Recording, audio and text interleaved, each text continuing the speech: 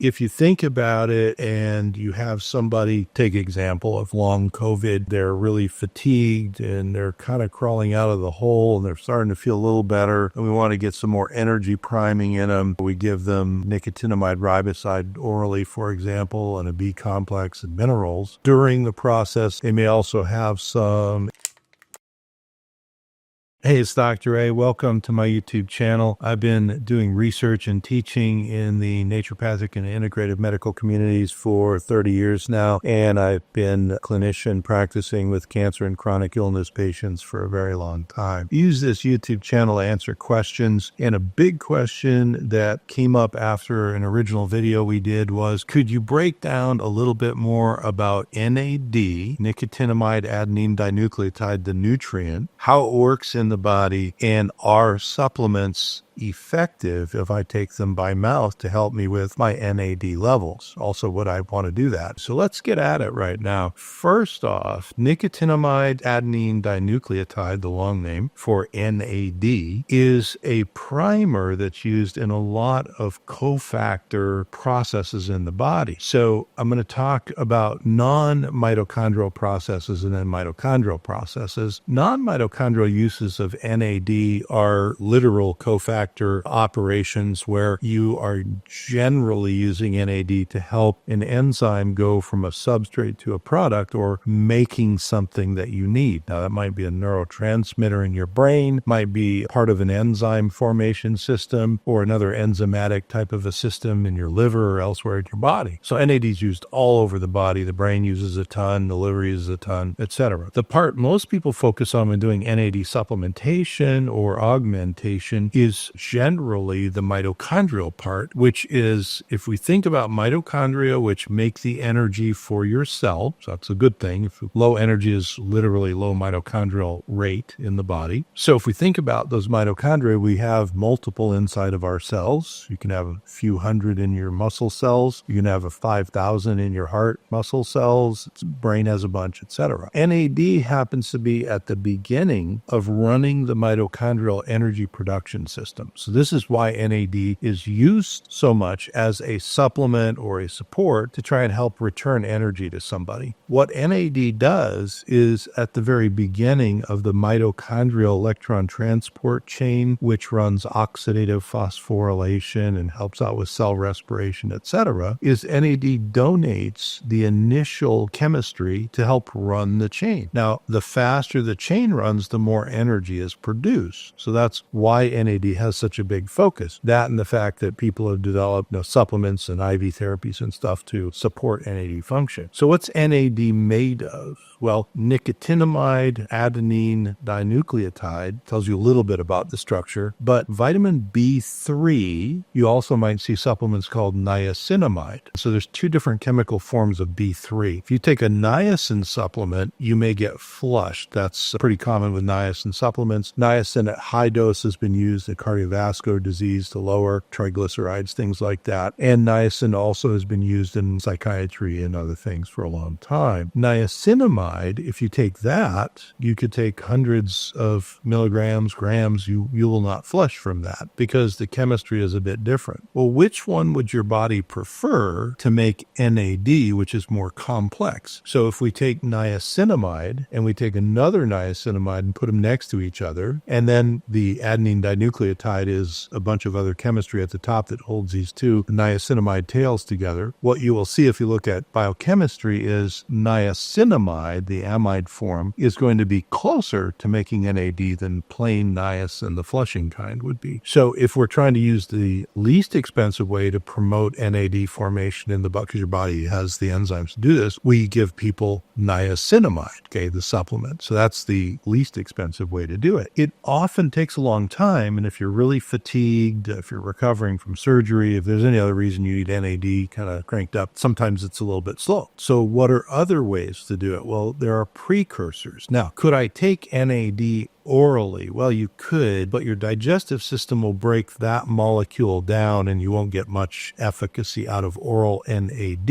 You can use a sublingual cousin called NADH, and that will absorb. We used to use that a lot with people. And then there are 2 oral forms that are precursors to make NAD that do absorb through the GI tract. One is NMN, nicotinamide mononucleotide. The other is NR, nicotinamide riboside. Now, currently in the United States, the FDA has shut down most people who make NMN because NMN has a investigational new drug application with the FDA for a drug purpose, and the FDA's contention is you cannot have a IND for a new drug and a supplement at the same time. So if you make NMN, now I just went online and looked, and there's still companies you can buy NMN from, but as the FDA finds them, they're going to tell them to stop selling it. So that's one thing. But NMN is a precursor. I've used it with lots of people. The other one that you see more commonly is NR, nicotinamide riboside, and this has the most research behind it. It also probably has the most developmental money behind it as far as a,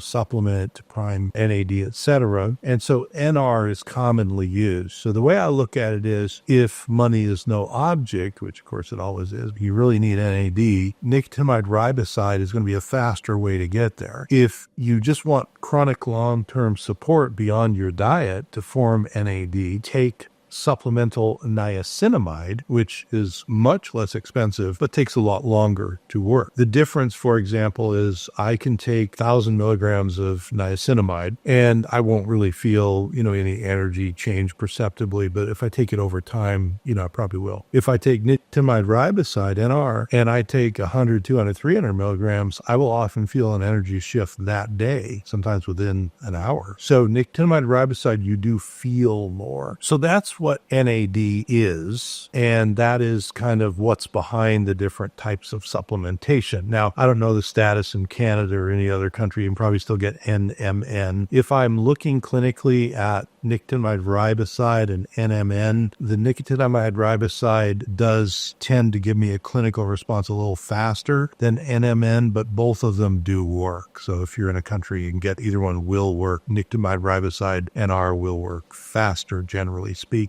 Quick interruption from the regular video. If you are a healthcare practitioner and you have an interest in this topic, we're going to put a link in the description below to my CE website, and specifically the webinar that is about this topic. So see you over there. Thanks. So then there's a bunch of questions about, well, what can I expect from taking these things? Well, like I said, with niacinamide, the simple one that's one part of the whole tree there of NAD, it's going to be subtle. You're going to take 500 milligrams, 1,000 milligrams, maybe more every day, along with your diet and the B complex and other stuff. And it's going to help you with energy, but it's going to be over time. If you take NMN or NA, nicotinamide riboside, NR, you're going to notice it much more quickly as far as the energy shift. Now, energy shifts depend on how worn out you are. Sometimes people are really worn out, notice it right away, and it's almost disturbing to them. So, we start them and we say, look, just take 100 to 150 of nicotinamide riboside milligrams and let us know how you do. And they say, ooh, that's,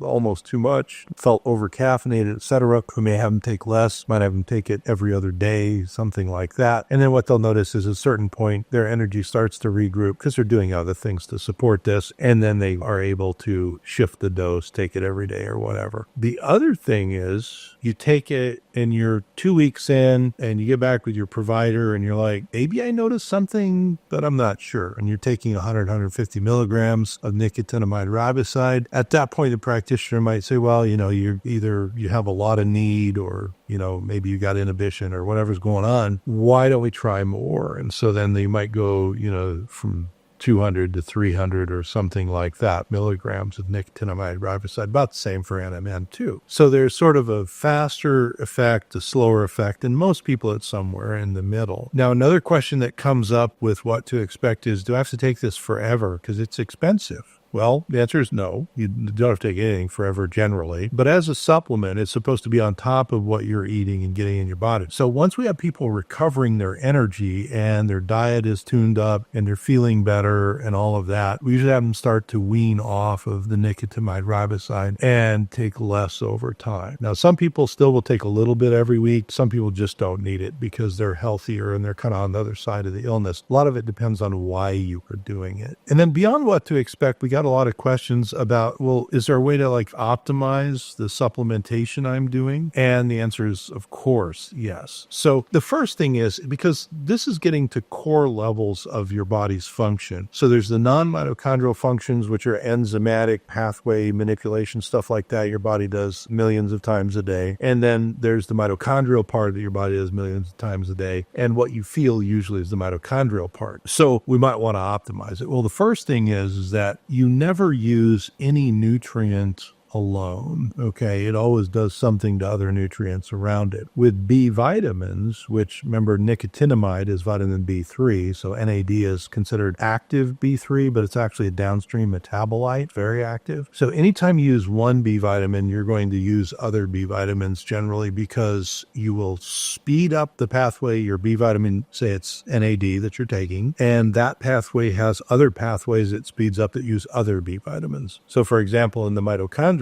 you might have a couple of other B vitamins getting involved in the act, and when you speed it up with NAD, those other B vitamins become more necessary. So we're always going to first off give the NAD primer or the nicotinamide along with other B vitamins. Now, you might take more. Let's say you're doing the simple, cheap way and it's nicotinamide. You're going to take probably like a B complex. That's fine. It's going to have a bit of nicotinamide in it probably. And then you're going to, on top of that, take extra niacinamide, nicotinamide, same thing. And that might be 500, 1,000, or even more milligrams to augment the B vitamins, but you're getting extra B vitamins. The base of this, of course, is eating a nutrient-rich diet, which is going to give you lots of B vitamins and minerals and stuff. Beyond the B vitamins, other things you're going to speed up the use of would be vitamin C. Humans don't make their own vitamin C, so they're going to need a little bit of extra of that. And then minerals, including trace minerals and non-trace minerals. So magnesium is going to be used faster because of cofactor activity, trace elements, some things you've heard of like zinc or selenium, etc. And generally for those things, I just have people use clinically a multi-mineral supplement that has some magnesium, potassium and stuff, and then the trace minerals in it. So you're sort of getting a balance, kind of like using a B complex as a base. And again, your diet's first and then supplements come after that. So optimizing that, first off is diet, second off is other supplements to round it out. And then third is doing things that would be